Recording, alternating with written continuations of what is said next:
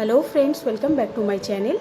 আজ আমি আপনাদেরকে আরও একটি পুরনো দিনের রান্না করে দেখাবো, চাল কুমড়োর চাপড় ঘন্ট।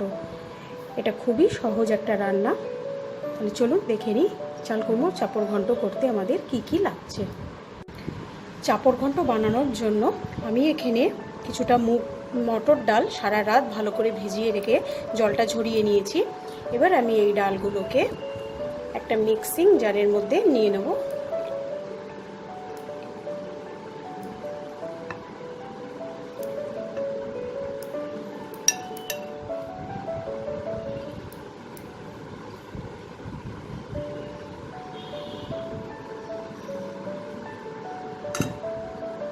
এবার এতে আমি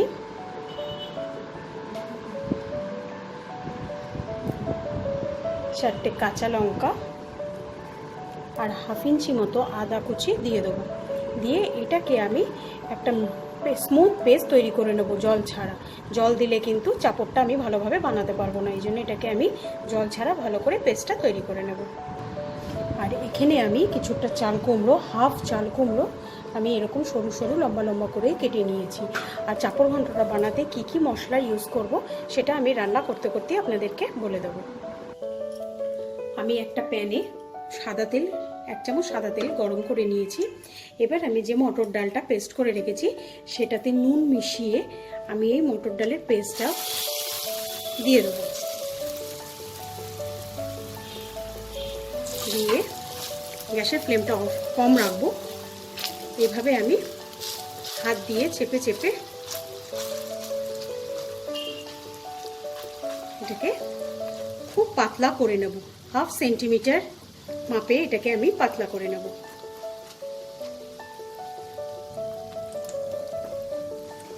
এবার গ্যাসটাকে হাই করে দিয়ে আমি এটা এক পিঠ ভালো করে হতে দেব। দেখে নেব একটা পাশ আমার হয়েছে কিনা। খুব আস্তে আস্তে এটাকে ধরে এইভাবে আমি উল্টে দেব। একটা পাশ আমার খুব সুন্দর লাল হয়ে গেছে, আরেকটা পাশও আমি এইভাবে লাল করে ভেজে নেব। চাপড়টা আমার দুদিক থেকেই লাল করে এত সুন্দর করে ভেজে নিয়েছি। এবার এটাকে আমি তুলে নেব। এবার আমি কড়াইতে 2 চামচের মতো সর্ষের তেল দেব। এবার এই তেলে আমি 2টো তেজপাতা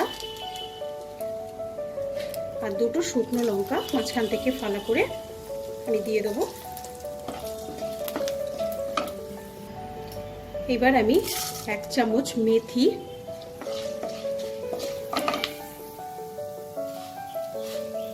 আর 1 চামচ সর্ষে ফোড়ন দেবো।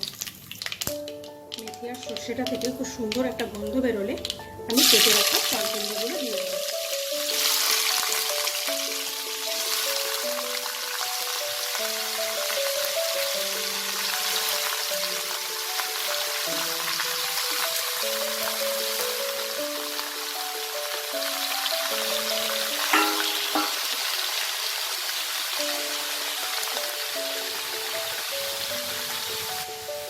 এবার এতে আমি হাফ চামচ নুন আর হাফ চামচ হলুদ গুঁড়ো দেব। দিয়ে এটাকে ভালো করে মিশিয়ে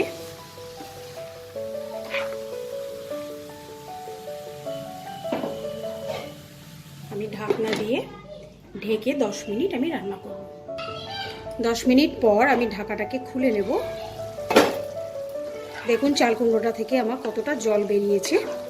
আলাদা করে আর জল দেওয়ার প্রয়োজন নেই, এই জলেই চাল কুমড়োটা সেদ্ধ হয়ে যাবে। এখন আমি এটাকে আবার ঢেকে দেব। ঢেকে আমি গ্যাসটাকে মিডিয়াম থেকে স্লো ফ্লেমে রাখবো। রেখে যতক্ষণ না চাল কুমড়োটা সেদ্ধ হবে আমি রান্না করব। চাল কুমড়োটা যখন হাফ সেদ্ধ হয়ে আসবে তখন আমি মিক্সিতে 1 ইঞ্চি মতো একটা আদা, 2টো কাঁচা লঙ্কা আর একটু জিরে খুব ভালো করে পেস্ট করে নিয়েছি। এই মশলার পেস্টটা আমি দিয়ে দেবো।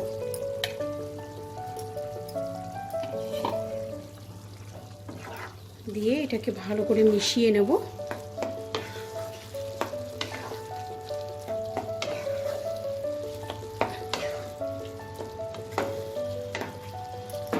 মিশিয়ে এটাকে আবার ঢেকে দেবো। এবার আমি গ্যাসের ফ্লেমটাকে হাই করে দেবো। আরও 10 মিনিট পর আমি ঢাকাটাকে খুলে নিয়েছি। চাল কুমড়োগুলো একদম সেদ্ধ হয়ে গেছে। এবার আমি যে চাপড়টা বানিয়ে রেখেছিলাম সেটাকে আমি হাত দিয়ে ভালো করে এরকম করে গুঁড়ো করে নিয়েছি। এবার এই চাপড়টা আমি দিয়ে দেবো।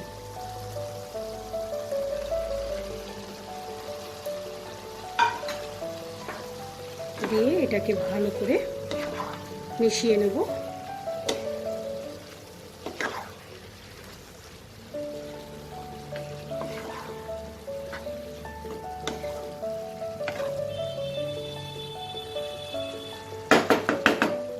মিশিয়ে এটাকে আবার আমি একটু ঢেকে দেব।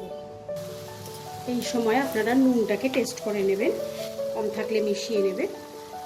আর আমি অল্প একটু চিনি অ্যাড করলাম, করে এটাকে খুব ভালো করে মিশিয়ে দেব।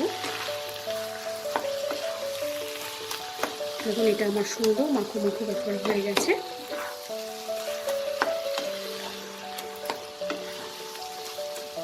এবার গ্যাসের ফ্লেমটাকে অফ করে দিয়ে আমি এটাকে সার্ভিং প্লেটে বেড়ে নেব।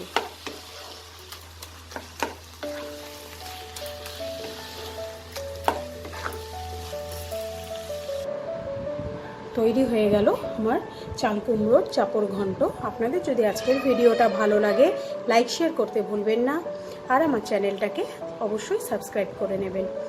আর নতুন নতুন রেসিপির আপডেট পেতে বেল আইকনটা টিপতে ভুলবেন না। আজকের মতো বিদায় জানাচ্ছি, আবার ফিরে আসবো নতুন কোনো এক রেসিপি নিয়ে। বাই।